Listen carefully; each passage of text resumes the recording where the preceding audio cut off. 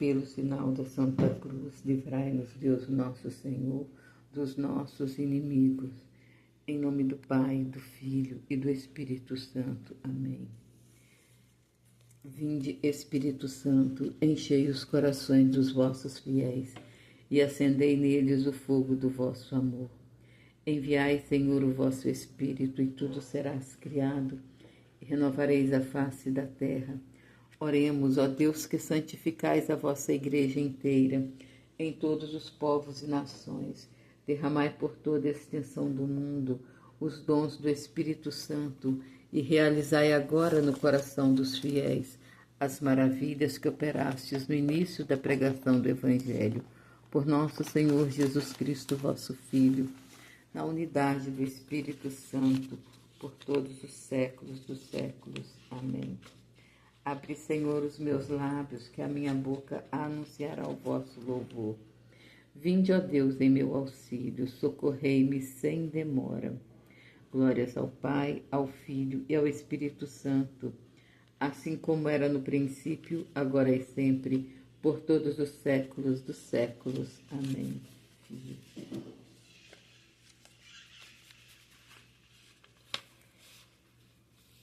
Então, hoje nós vamos fazer o sétimo dia dos 12 dias preliminares da primeira parte.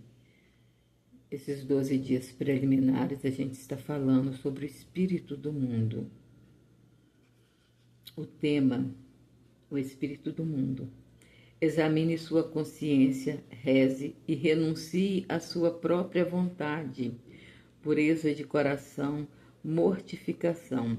Esta pureza é indispensável para contemplar a Deus no paraíso, para vê-lo na terra e para conhecê-lo pela luz da fé.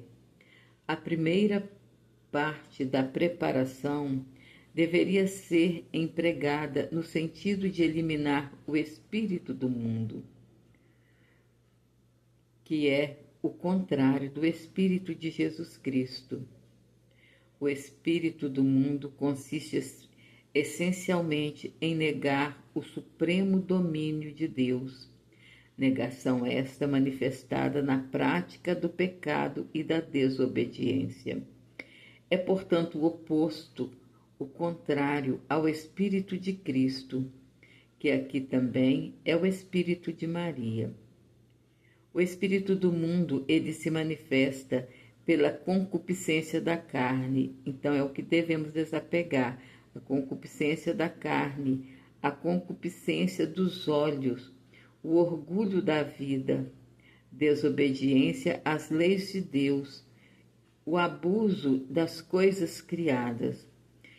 Hoje eu quero parar aqui um pouquinho nesse abuso das coisas criadas, para a gente estar falando sobre o abuso das coisas criadas. Então, Deus, quando Ele criou o mundo, né? Ele criou os alimentos, criou a água, criou os animais, as ervas medicinais, né? Os legumes, as verduras, tudo o verde, né?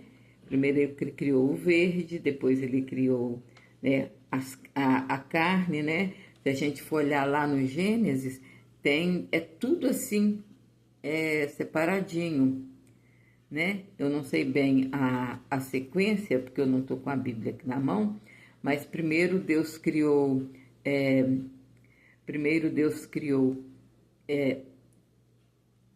a água, né?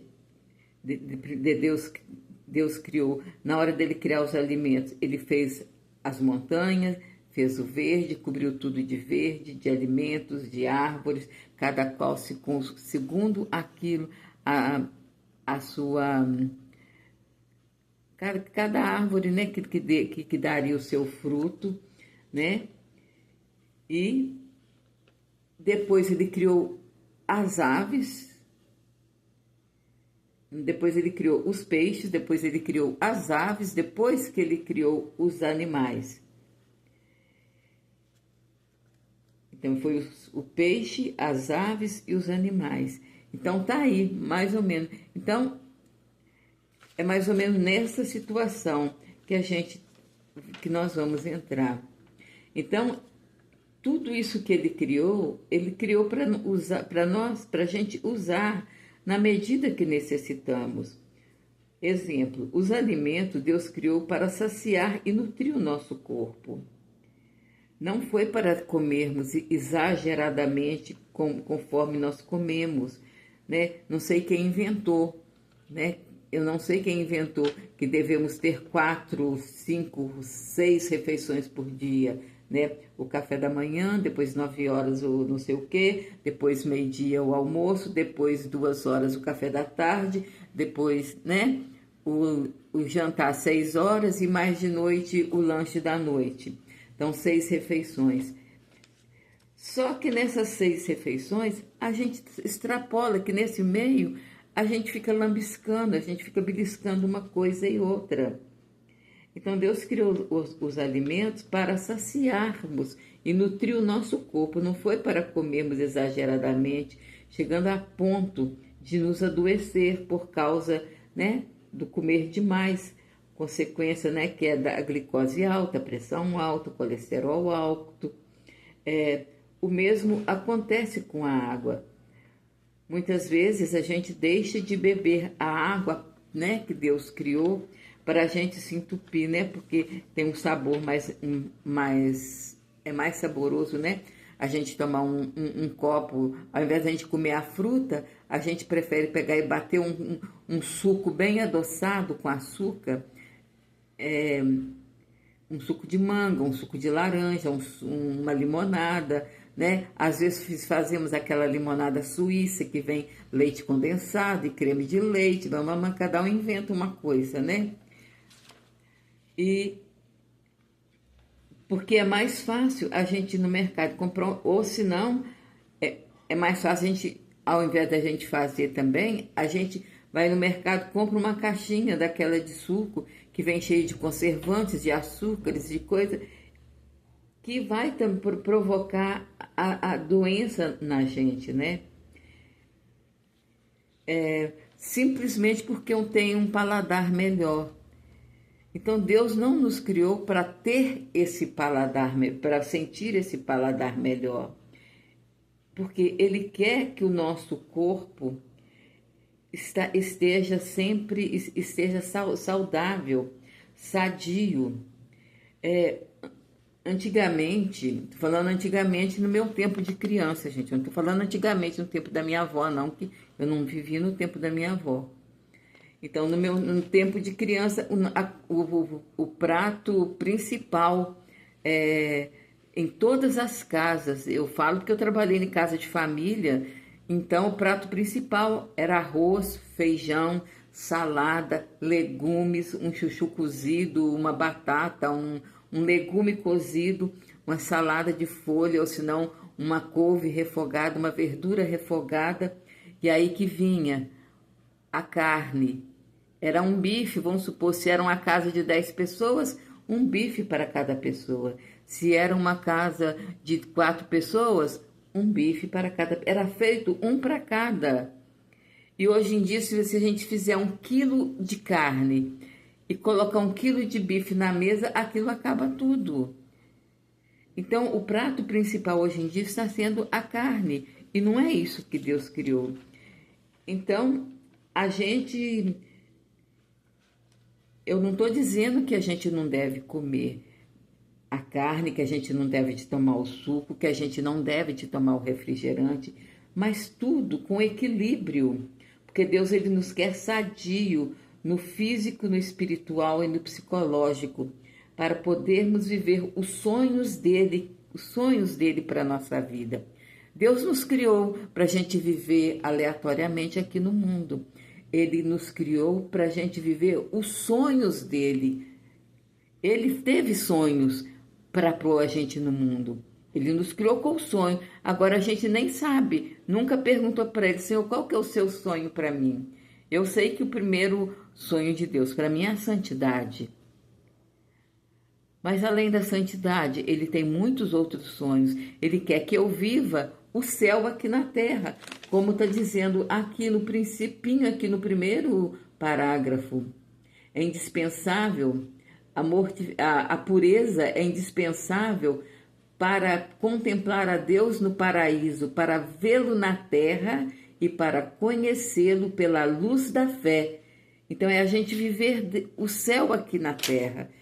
O sonho de Deus para nós é esse. Não é que a gente fique sofrendo do jeito que a gente vive, né? Que é uma vida muito sofrida que a gente vive. E tudo isso, né, que Deus está colocando no meu coração agora, o primeiro ouvido que ouve, gente, é o meu. Eu não tô dizendo que eu estou fora dessa. Eu sou a primeira que tem que pegar e voltar a melhorar a minha saúde, a melhorar o meu modo de vida. Porque se não fosse assim, eu não estaria aí com os joelhos tudo estragado, né? Com lesão nos meniscos, com artrose, com hérnia de disco, né? Com punção de trem. Então, isso é porque eu não cuidei. Então, eu sou a primeira a estar ouvindo isso e colocar a carapuça para mim. Amém? Então, o abuso das coisas criadas é isso que o Senhor colocou no meu coração agora. Suas consequências são o pecado de todas as formas, consequências que trazem erro e escuridão para a nossa mente, sedução e corrupção da vontade. Então, o abuso das coisas criadas seduz e corrompe a nossa vontade. E o que é um minuto de alegria para a gente, enquanto a gente está fazendo, vai ser uma vida inteira de dor, o que acontece hoje comigo e com muita gente no nosso meio. Por causa de alguns minutos, né? Alguns minutos por dia para a gente fazer a nossa vontade de comer muita carne, de comer muito doce, disso, daquilo outro. Então, a gente traz doenças para o resto da vida. Então, a consequência que trazem erro e escuridão para a mente, sedução e corrupção à vontade. Suas alegrias são o esplendor e o charme usados pelo demônio.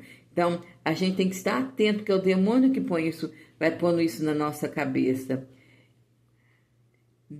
É lógico que ele não aparece para a gente igual a gente vê, né, uma pessoa qualquer, igual eu vejo meus filhos. Não, ele vai fazer outras, igual a mídia. A mídia apresenta para a gente um monte de coisa. Aí eu vi a propaganda na mídia, lá na televisão, de um biscoito gostoso, né, com aquela propaganda. Eu vou e compro aquele biscoito para mim. Se eu gostei dele, se eu achei gostoso, eu vou comprar mais sempre. Então, é esse jeito que o demônio usa, né? Que ele usa, né, para nos chamar a atenção, para interpretar o pecado em forma de pessoas, coisas e lugares. Então, coisas, é tudo isso que foi falado. Agora, no 7º dia, nós vamos ler o texto do livro Imitação de Cristo, escrito por Tomás de Kempis. É a continuação do livro 1, capítulo 18. Então, ontem, né, nós vimos o capítulo 1, capítulo 18, né? Livro 1, capítulo 18. Agora nós vamos continuar o capítulo 18. Eram, por conseguintes, pobres em bem da terra, porém riquíssimos de graça e virtude. No exterior careciam de tudo, mas interiormente eram confortados pela graça e consolação divina. Eram estranhos ao mundo, mas próximos de Deus e seus amigos e familiares. Tinham-se a si próprio por nada, não somos nada. Eram desprezados pelo mundo, mas aos olhos de Deus eram preciosos e amados. Mantinham-se em verdadeira em verdadeira humildade, viviam em singela obediência, andavam em caridade e paciência, por isso cresciam cada dia mais no Espírito e alcançavam muitas graças diante de Deus. Foram dados como modelo a todos os religiosos, e mais nos devem eles estimular a progredirmos no bem. Não que a multidão dos tíbios a relaxarmos. Então, o que está dizendo aqui? Que a multidão dos santos, eles são modelos para nós, para todos os religiosos e modelos para nós. Devem nos estimular a progredirmos no bem. Não a multidão de pessoas tíbias que nos leva a relaxarmos. Ó, quão grande o fervor de todos os religiosos no princípio do seu santo instituto. Quanta piedade na oração, quanto estímulo na virtude, que grande observância, como florescia em todos a submissão e obediência à regra do fundador. O que deles ainda nos resta atesta-nos que foram realmente santos e perfeitos aqueles varões insignes que, lutando tão denotadamente, calcaram aos pés do mundo. Hoje é tido por grande aquele que não transgride a regra e se pode suportar com paciência o estado que abraçou.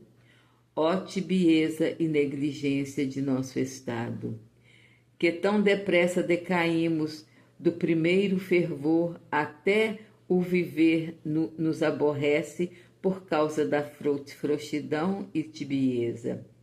Queira Deus que depois de teres visto tantas vezes os muitos exemplos dos santos varões, de todos não adormeça em ti o desejo de progredir nas virtudes.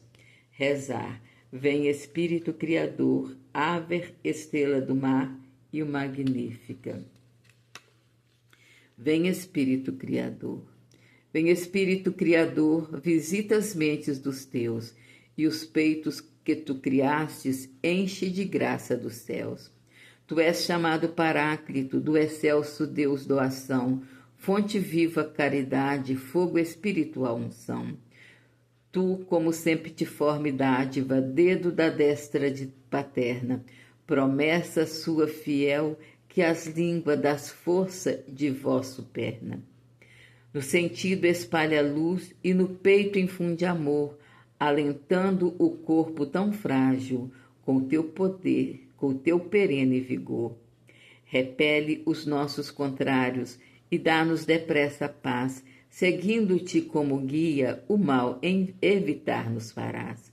Mostra quem seja o Pai, o Filho também conheçamos, em ti que é Espírito de ambos faz sempre que creiamos. A Deus Pai se dê glória, e ao Filho a vida tomado, e a ti, Espírito Consolador, louvor sem fim seja dado. Amém. Enviai, Senhor, o vosso Espírito, e tudo serás criado, e renovareis a face da terra. Ave Estrela do Mar. Ave Estrela do Mar, alma mãe de Deus, virgens para sempre, porta ditosa do céu. De Gabriel o arcanjo, aquele ave tomando, concede ao mundo a paz, de Eva o nome trocando. Aos réus dissolve a algema, aos cegos concede luz, repele tu os males, alcança o que ao céu conduz. Sê mãe as nossas preces, por ti subam aos céus, ao que por nós nascido, quis ser o filho teu, virgem entre todos singular, suave mais que os outros, as nossas culpas dissolve, fazendo-nos mansos e puros. Dá-nos a vida serena, e que seguros cheguemos, para que, vendo Jesus, sempre nos alegremos. Glória se dê ao Pai, honra a Cristo Senhor, e ao Espírito Santo, aos três só louvor. Amém. Magnífica. Quem é esta que avança como a aurora, formosa como a lua, brilhante como o sol, terrível como exército em ordem de batalha? A minha alma glorifica o Senhor e o meu espírito exulta de alegria em Deus, meu Salvador, porque olhou para a sua pobre serva. Por isso, desde agora, me proclamarão bem-aventurada todas as gerações, porque realizou em mim maravilhas aquele que é poderoso e cujo nome é santo. Sua misericórdia se estende de geração em geração sobre os que o temem. Manifestou o poder de seu braço, desconcertou o coração dos soberbos. Derrubou do trono os poderosos e exaltou os humildes. Saciou de bem os famintos e despediu de mãos vazias os ricos. Acolheu a Israel, seu servo, lembrando-se da sua misericórdia, conforme havia prometido a nossos pais, em favor de Abraão e sua posteridade para sempre. Glória ao Pai, ao Filho e ao Espírito Santo, como era no princípio, agora e sempre, por todos os séculos dos séculos. Amém. Quem é essa que avança como a aurora, formosa como a lua, brilhante como o sol, terrível como exército em ordens de batalha? Ó Maria concebida sem pecado, rogai por nós que recorremos a vós. Oremos, Senhor Jesus Cristo, mediador nosso perante o Pai, que vos dignaste escolher a Virgem Santíssima, vossa Mãe, para a Mãe medianeira nossa junto de vós. Concedei misericordiosamente a quem a vós recorrer, se regozije de receber todos os vossos favores. Por ela. Amém. A vossa proteção recorremos, ó Santa Mãe de Deus. Não desprezei as súplicas que em nossas necessidades vos dirigimos, mas livrai-nos sempre de todos os perigos, ó Virgem gloriosa e bendita. Glórias ao Pai, ao Filho e ao Espírito Santo. Amém. Estivemos unidos e continuaremos. Em nome do Pai, do Filho e do Espírito Santo. Amém. Fiat.